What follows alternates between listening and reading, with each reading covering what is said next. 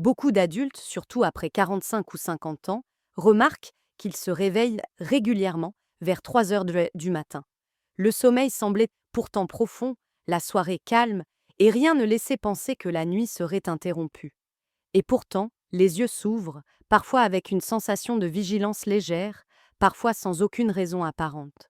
Ce moment peut désorienter ou inquiéter, simplement parce qu'il survient si souvent. Mais dans la grande majorité des cas, ce réveil nocturne est lié à des mécanismes naturels du corps, des changements liés à l'âge et à la façon dont le sommeil évolue tout au long de la vie. Dans cette première partie, nous allons explorer de façon claire, paisible et rassurante pourquoi ce moment de la nuit est si sensible et ce que le corps essaie de nous dire lorsqu'il interrompt brièvement le sommeil. Avec l'âge, la structure du sommeil se transforme naturellement. Le sommeil profond, celui qui était abondant dans la jeunesse, occupe progressivement moins de place, tandis que les phases plus légères deviennent plus fréquentes. Cela ne signifie pas que le sommeil est moins bon, mais simplement qu'il devient plus réactif aux signaux internes. Durant ces phases légères, le cerveau reste plus proche de l'état d'éveil et perçoit davantage les petites sensations qui passent inaperçues dans un sommeil profond. Or, vers 3 heures du matin, de nombreuses personnes se trouvent précisément dans une phase légère.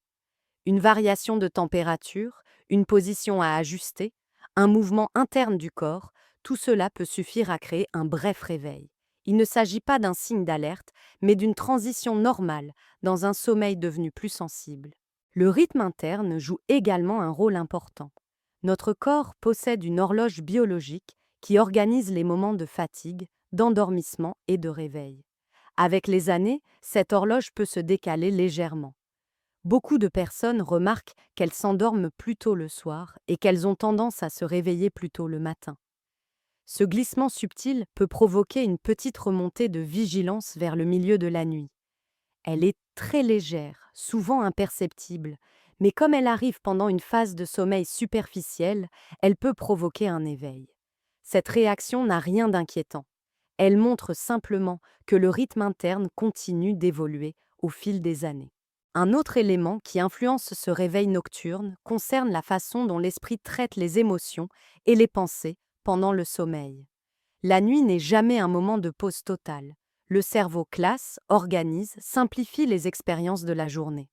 Lorsque le quotidien est riche, animé par des responsabilités, des conversations ou des événements marquants, cette activité interne devient légèrement plus vivante. Dans une phase de sommeil léger, cette activité se rapproche de la conscience. Il peut alors surgir une idée, un souvenir flou ou une émotion douce.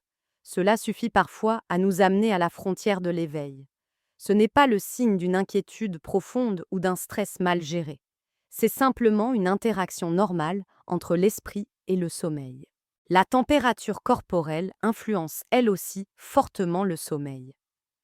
Durant la première partie de la nuit, la température du corps baisse légèrement pour favoriser un repos plus profond.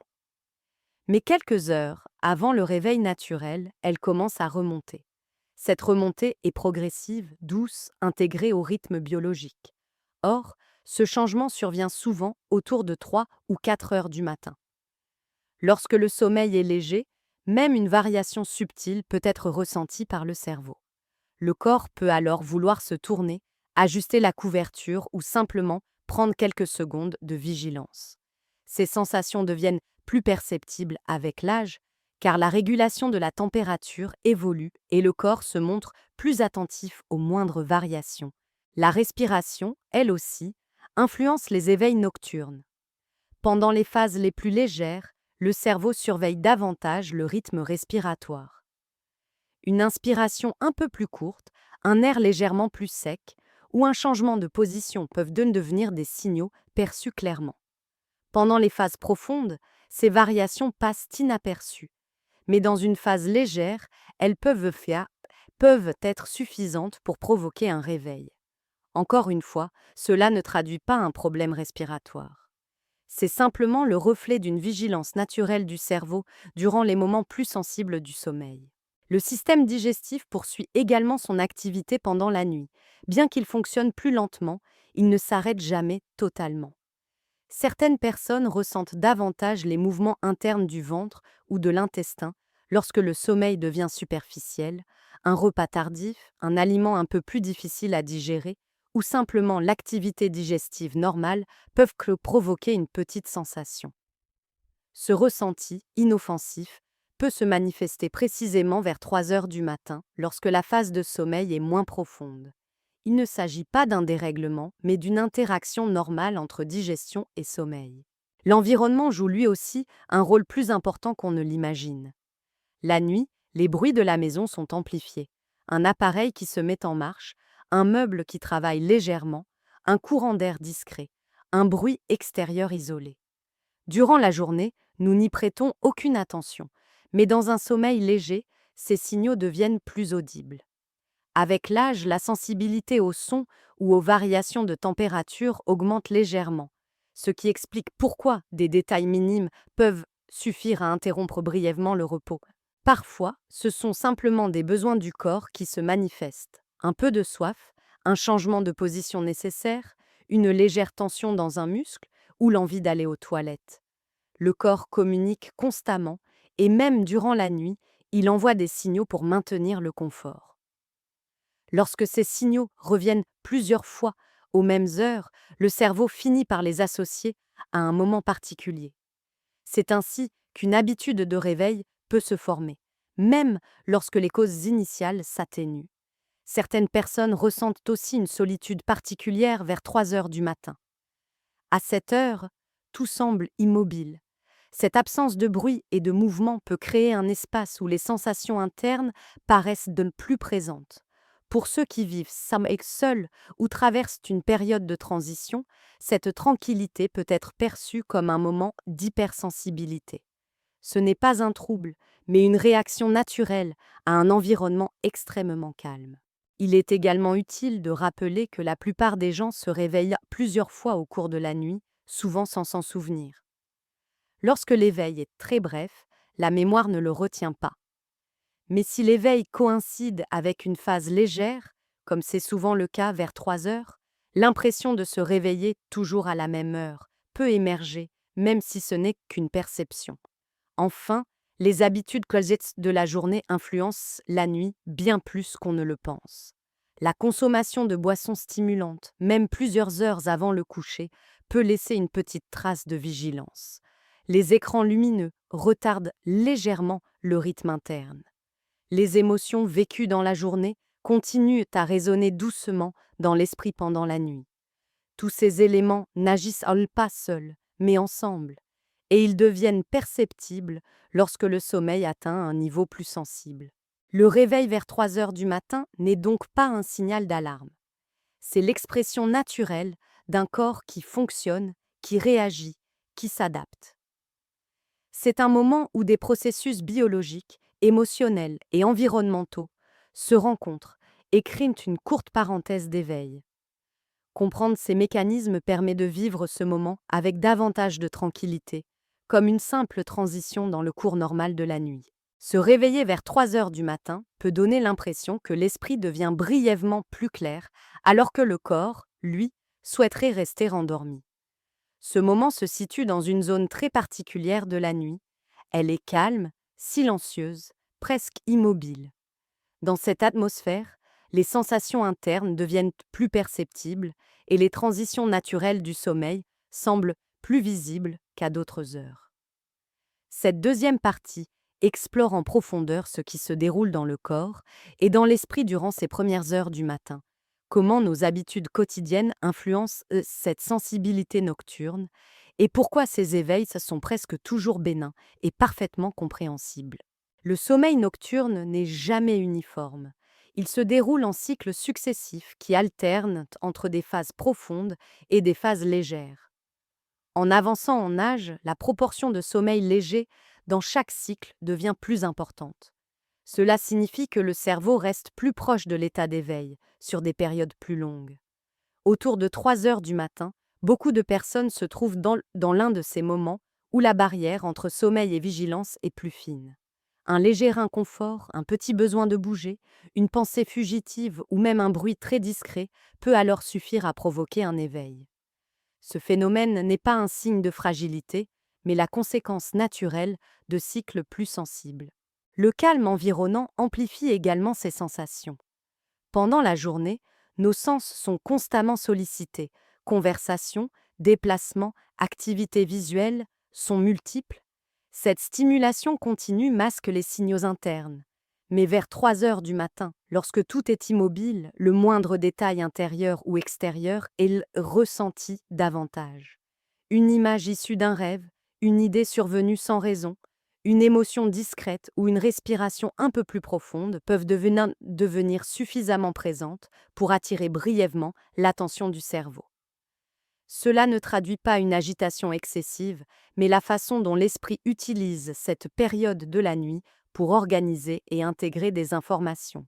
L'influence des hormones des TEE n'est pas à négliger. Plusieurs heures d'événements avant l'éveil naturel, le corps commence à produire des substances qui favorisent progressivement l'état de veille. Ce processus est très lent, subtil, mais il participe à préparer le corps au matin. Dans un sommeil léger, cette légère augmentation peut être ressentie comme un regain d'attention ou une petite activation interne. Avec l'âge, le corps réagit davantage à ces fluctuations hormonales, ce qui explique pourquoi certains réveils ne sont plus fréquents en seconde partie de nuit. La température corporelle suit elle aussi un rythme précis. Pendant la première moitié du sommeil, elle diminue pour permettre à l'organisme de se détendre profondément. Puis, progressivement, elle remonte afin d'accompagner la transition vers le matin. Cette remontée peut provoquer un besoin de bouger, d'ajuster la couverture ou de trouver une nouvelle position. Ces gestes ne sont pas le signe d'un sommeil perturbé, mais une réponse normale à un rythme biologique qui se met doucement en route. La digestion continue également à jouer son rôle. Même si elle ralentit pendant la nuit, elle ne s'arrête jamais vraiment. Un léger mouvement dans le ventre, un changement dans les intestins ou un simple réajustement de l'estomac peuvent être perceptibles lorsque le sommeil est moins profond. Ces sensations ne sont pas dangereuses et ne traduisent aucune anomalie. Elles deviennent simplement plus visibles lorsque l'esprit se rapproche de la surface du sommeil. L'hydratation influence aussi les éveils nocturnes.